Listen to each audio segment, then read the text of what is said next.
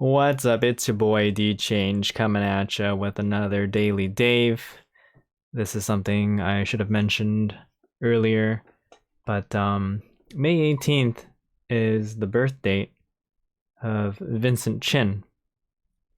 And if you don't know who Vincent Chin is, he's a Chinese American draftsman who was beaten to death by two white men, Chrysler plant supervisor Ronald Ebens and his stepson, laid off auto worker Michael Nitz. This murder happened on June 19th, 1982, and it was arguably one of the most important points of time in history for Asian Americans, because it put us in the mainstream media. So this is a pretty heavy topic, and I don't want to tread lightly, or I don't want to just make light of it, but at the same time I don't want to go too deep into it. I'll be honest, I don't know much about Vincent Chin himself. I would like to learn more about him. And what helped further pique my interest was a podcast by Escape from Plan A, and it's about the legacy of Vincent Chin. And there's I believe she's a Korean American author. I'm gonna make sure I have that right. PAULA Yu. She's writing a book about Vincent Chin. I don't think it's out yet. So I'm actually really looking forward to that. And so she talked to Diana Liu of Plan A about the case itself, and how unfortunately there are a lot of like what would you call it, coincidences in that case, that really it was really one of those things where you feel like if such and such didn't happen, none of this needed to happen, or none of this would have happened. And that's just, I don't know, that's just really sad, because in a way that's kind of how life works, right? Like, for example, she said that he worked in blue collar work, right? He was a laborer. Actually, what is a draftsman? I don't even know what that means. I feel like I should totally know this. Like, he wasn't an auto worker. Yeah, so he was normally, working long hours. He was about to be married. I believe the week after he was murdered. That's really sad. So that's already one of those things where you feel like, oh, that's a tragedy, right? But the thing is, like, that day, June 19th, he was let out of work early. And so normally what he would do is he would go to work, and then spend like 8 hours or whatever, and then go straight home. Since he didn't have a lot of money, his family didn't have a lot of money, he and his fiance were gonna live all together with like his own family and stuff like that, or like in a multi-generational household, and they were just gonna chill or whatever. But because this day he got to leave work early, he called up his dude friends and was like, let's go drinking, or let's go hang out, we have time.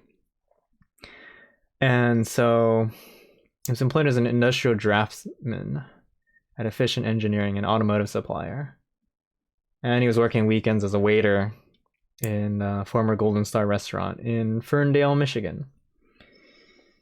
Yeah, the wedding date was set for June 27th, 1982, and again, he was beaten on the 19th, and he succumbed to his injuries on the 23rd. So, man, that sucks. It was just over a week, like 8 days prior to the wedding date. Anyway, I'm going all over the place now. But, yeah, he and a couple of his friends decided to go out, and they went to like a strip club or something like that. And so I guess you can be the judge all you want about like their choice of venue, but it doesn't excuse the fact that like these dudes, so these Chrysler plant one of them lost their job, the other one didn't, and it wasn't even like, it's crazy because I think the way this story is told typically is like they're all blue collar workers, and you know they're just jealous of this like privileged Asian dude or whatever, or something like that, and so they mistake him for being Japanese because this is the time when the Japanese automakers were kind of hitting it big in the States, and so Chrysler was going through a round of layoffs. You know, that's what happens, and I understand that's an unfortunate side effect of globalization. Is there like a good solution for it? I don't know. Like a bunch of smart people have been thinking about it and talking about it for a long time, and I don't know. You know, it doesn't seem like there's any easy solution to it. So they think he's Japanese because, you know, all look same or whatever, obviously, and so yeah, you know, they're calling him racial slurs and stuff like that in the club. And it gets into like kind of like a heated argument. It's a lot of he said, she said, or, you know, he said, that type of thing. Because when it came to the actual trial, like these dudes that beat him up, you know, basically just said, I don't remember what happened. I don't believe his family was present for the trial. And the only person who kind of gave the most solid account, so to speak, was one of the workers at the strip club, and she was the one who said that, like, yeah, they yelled racial slurs at him and they wanted to get into a fight with him, and it was just really unfortunate because you could say like, oh, he should have just chilled out, you know, he was in a perpetual foreigner and that type of stuff, and that's understandable because I think in a lot of other countries, this is what I find fascinating because because I guess as an American, when we go abroad, we have this we're stereotyped as these like incredibly entitled and obnoxious travelers, and you know, I understand why, because you know, it's always like in America, you know, like, well, you know, back at home things aren't this way. And it's like, guess what? You're not at home, buddy. You know? And so even as like expats, I feel like there are a lot of instances where, say, like we were in Tokyo or the rest of Japan, and it's like, oh, you know, like we're just treated differently. And it's like, yeah, no shit, you are. But there is this argument that like in order to keep things civil, you know, you should be extra cautious. I think that's the case. That's the case with any immigrant, though. Like, you don't go into another country and then like look to start trouble necessarily, right? And so in a way, that's kind of like what I'm implying about like immigrant populations now, is that like generally when you come to the States and you become naturalized, it's not in your interest to stir the pot, so to speak, right? But what happens when you're born as a citizen here, right? Do you still continue your parents' legacy of not stirring the pot? Or at that point, I mean, you're a true and tried American, right? At least by law. That's supposed to be the case, right? I think other people would like to judge based on how you look or your bloodline or something like that. So in that sense, I think that's what's attributed to Asian Americans a lot, is that like we're too timid when it comes to political activism and stuff like that. So yeah, anyway, why was I mentioning this? Oh, because like that's the expectation of like Asians or whatever, right? Like you could probably make the argument that like, oh, Vincent Chin shouldn't have started shit. But like that's the thing. I feel like that just further encourages behavior like that. It's like, oh yeah, you can call me a racial slur. I won't do anything unless my life is actually threatened. Like, I don't know. Sometimes you got to think like, what kind of life is that to live? You know, especially when you're in a country that kind of promotes all these like ideals about like liberty and all that stuff, you know?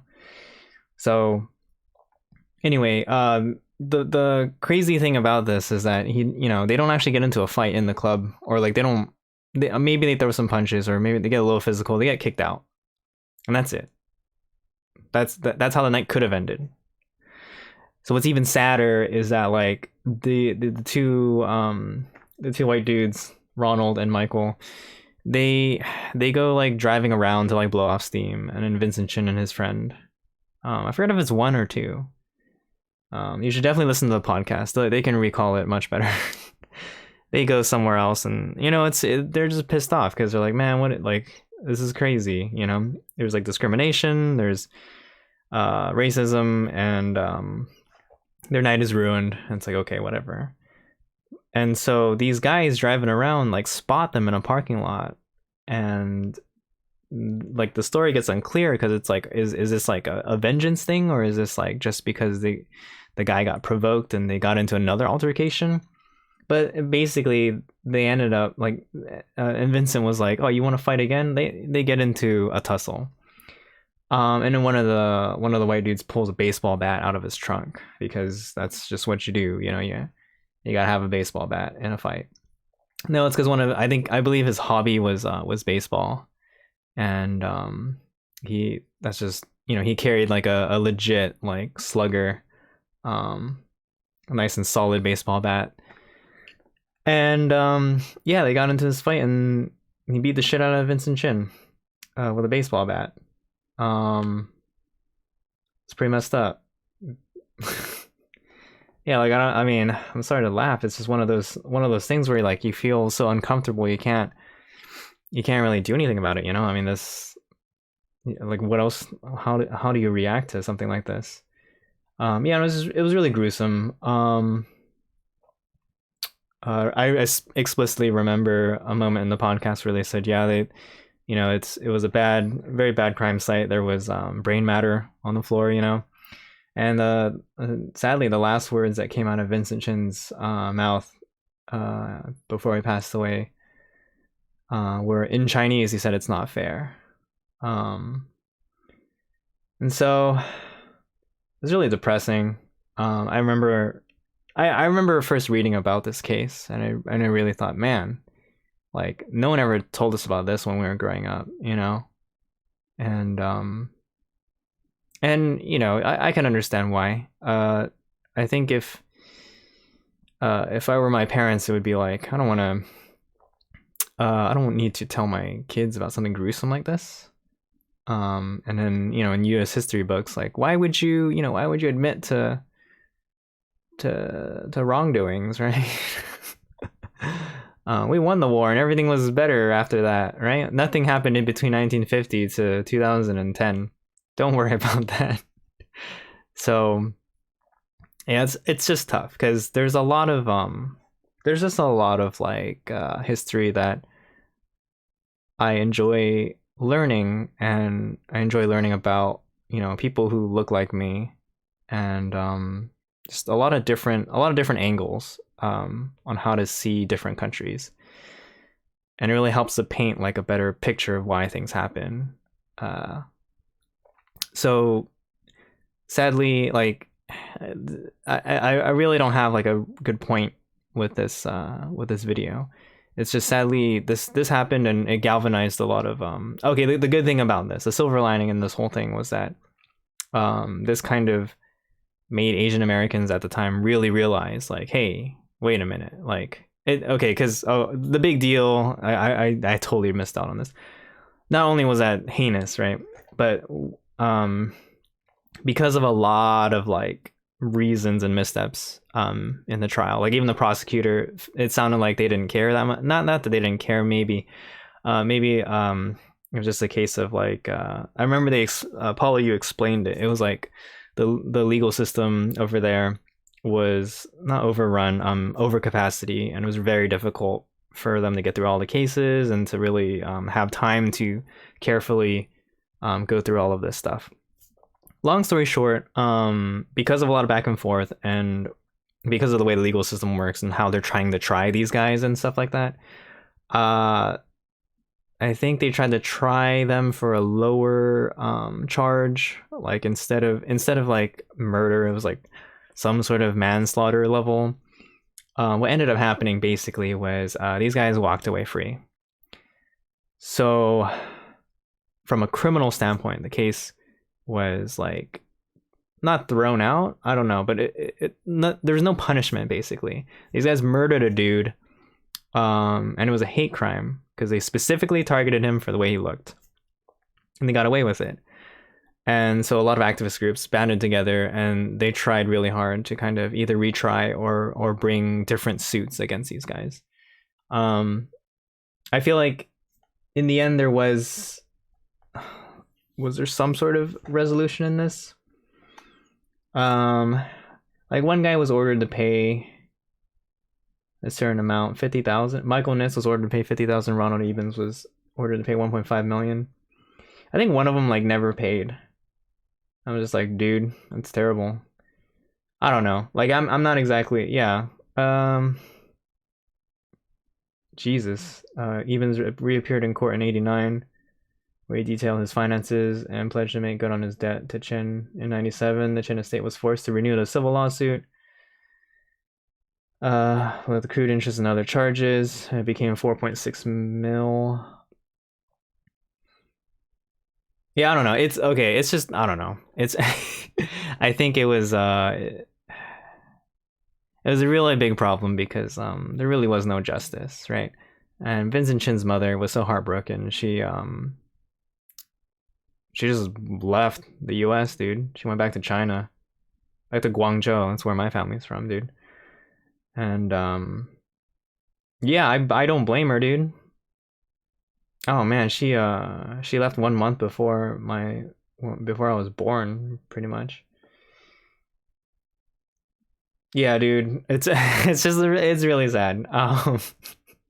There's no there's the silver lining again is that it galvanized a lot of Asian American activism at that time. Really kind of like put us on the map. And I think that's why it's kind of unsettling for some people to see how like typically the Asian American population here is just kind of like we'll make do, you know, like just very stereotypically docile and just not participating in politics very much, which is like understandable. There's a lot of different factors involved, right? And it's very monolithic to group all of us together. So in this case, this is very much a like you could argue this is much more of an East Asian thing, because at this time you could argue that like, you know, before then, like Chinese, Koreans, Japanese, Vietnamese that were all here didn't really get along with each other. I mean, they've had their own problems back in their home countries. They bring the same problems over here, and it showed because they pass that stuff along to their children. If you ever grew up in like enclave cities, like I think you would sense some of that stuff. But I feel like we've moved on a lot more from that, maybe. But I think after this incident, it made a lot of East Asians realize that like, hey, they're not going to see us the way we want them to see us, you know, and we're better off unifying in solidarity rather than like being split amongst ourselves. So that's kind of the one silver lining, right, in this whole thing. And yeah, it's just sad because I feel like any group that has had to deal with shit in this country kind of has certain like idols, right? And arguably Vincent Chin is one of our biggest ones, purely because it was the most. If you wanted like a good example for like, I don't know, systemic racism, like that's it right there. Just like, hey man, just Chinese dude gets his head bashed in because someone thinks he's Japanese and they get off scot-free. There you go, you know. But again, it was a bunch of it was a series of unfortunate circumstances. It does not excuse the crime. It does not excuse the lack of punishment. And it's just a really good reminder that like, hey, you know, there are problems out there, and there are people out there working to fix it. It's just I think the sad thing is like when we feel like it's not the case, right? Like, oh, everything's fine now. Like we're past racism. Everything's been solved. I just don't, you know. The more I look into it, the more I realize I don't think that's the case, you know. It's kind of like that time I was watching Doogie Howser, MD or whatever, freaking played by Neil Patrick Harris when he was a kid. And they legitimately had an episode where this was like the 90s, right? Or was it the 80s even? I don't know. I was a child when any of this would have happened, but it was a rerun on the TV. I was visiting from Tokyo. And it was literally an episode where like a black teenager held up a convenience store with a gun, held hostages, and Doogie Howser was one of them. And then they had a talk. Was it a black teenager or was it an adult? It doesn't really matter, right? It was basically a black male with a gun, Doogie Howser. The police are surrounding the outside. Does this sound like a familiar like scenario or case? And basically what it boiled down to was a conversation between the two, and it's like, why, like, Doogie's trying to understand him. He's like, why are you doing this? Like, this is wrong. And, the black guy's like basically saying like, you don't know what it's like to be me, and it was just incredible because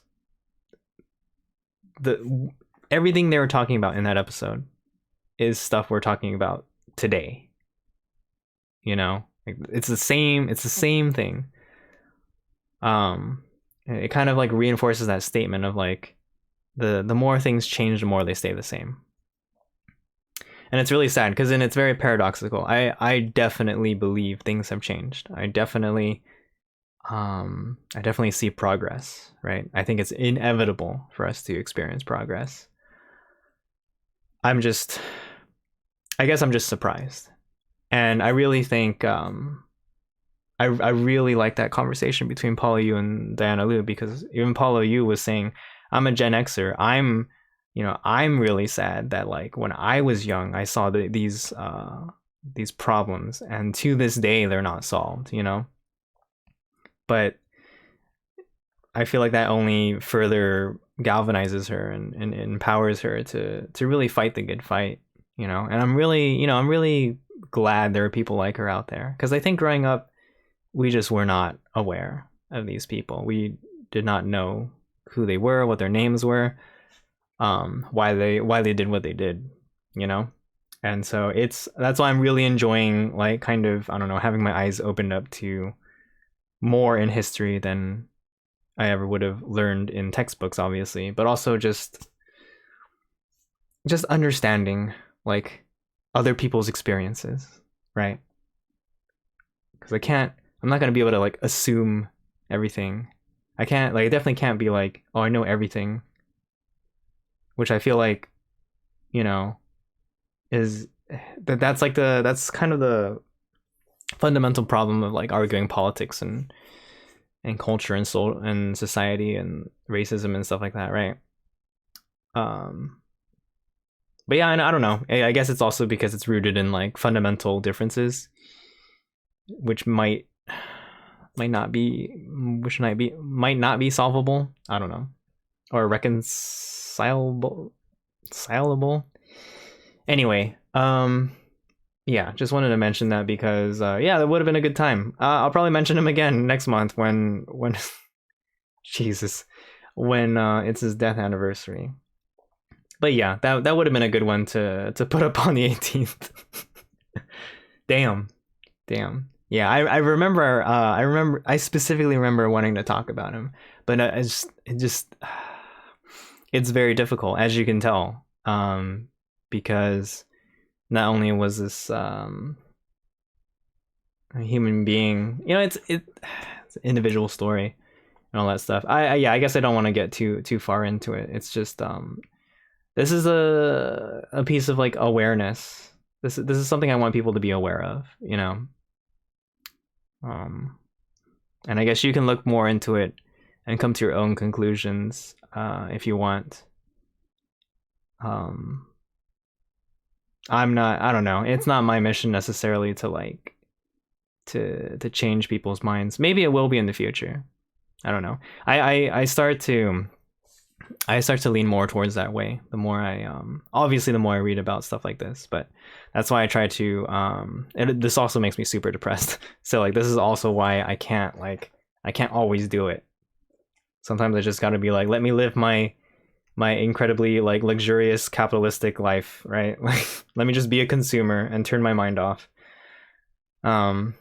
But yeah, there's a lot of shit out there, but there's a lot of good out there too. There's gonna be another video where I'll talk about like looking at the good. There was a podcast I listened to recently about how we're always focused on the bad, and it's very much a media thing. It's kind of on purpose, but you know, kind of looking at the good that's going on is it's great. It's fantastic. Just remember what Fred Rogers said, Mr. Rogers. You know, his neighborhood and everything. He said, "Whenever you're scared, my mom told me something." I'm screwing up his quote. He basically said that his mom told him, "Whenever you're scared, look around for the helpers." And there's another part to it. It's terrible. I should just look it up right now. He's basically implying that you know, look to see what the helpers are doing, because that's what will give you like a compass or an idea of what to do, right? The fetishization of Mr. Rogers look for helpers. Damn, dude. All right, I don't know. There's probably a lot of like you can always write an article counter arguing that. When I was a boy and I would see scary things in the news, my mother would say to me, "Look for the helpers. You will always find people who are helping." There you go. There you go. I think in these times it's kind of difficult to do so, but it's probably necessary. And so yeah, every now and then I try to take quite a few steps back. And then yeah, I look for the helpers. Like I genuinely enjoy stories of selflessness, volunteering, you know, man, I cannot come up with the words right now, but people who do good things, people who protect the vulnerable, people who are in service to other people, right?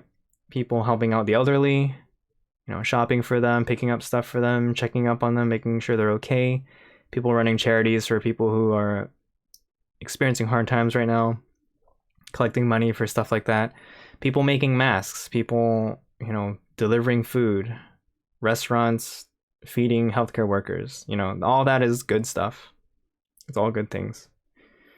So very, very, very proud of, you know, the human race and people in general when you look at stuff like that. So anyway, that's the real silver lining for today, is that no matter how much shit we have to wade through, we as a people eventually, and as a large community, truly do prevail. It's gotta deal with a lot of shit, you know. It's just life. Anyway, thanks for coming to my TED Talk. I hope you enjoyed it. Peace out.